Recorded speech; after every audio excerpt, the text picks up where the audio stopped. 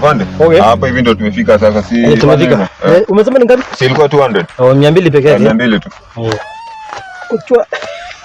Kwa kwanza hata nifungue. Hii kitu nafunguliwa aje? Ndio tu pesa kwanza sijali hiyo. Hiyo ina shida. God have mercy upon us.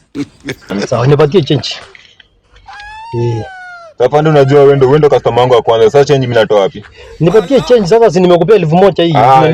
Wewe si umeona tu mimi ndo nimeanza kazi sasa. 1000 mimi change natoa wapi Afande? Wewe itabidi tu umeishia bana. Fanya hivi, wacha nikutumie basi. Leta pesa. Sasa kisha nipea pesa. Wewe ukienda tu kwa mganga kinarudi. Ushanipea pesa. Leta nikupee change.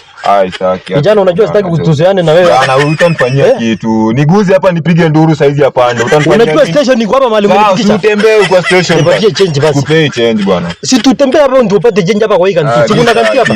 Si ishaingia kwa mfuko bro. Wewe ushaona kitu imeenda kwa mganga ikarudi. 1000. Si ishaingia kwa mfuko bro. Wewe ni customer wangu wa kwanza, alafu figure ni personal. Wewe umeenjoy ride yako.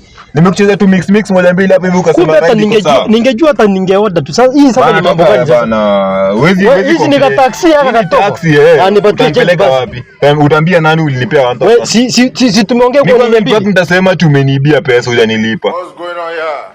Okay, nipe 500 basi, ukule 500 nyingine.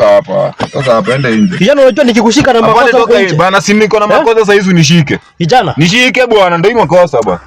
Nenda kushika na makosa. Nenda huko bwana. Una hiyo pesa lakini ujue nitakushika tu na makosa kijana. Wewe unasikia vizuri?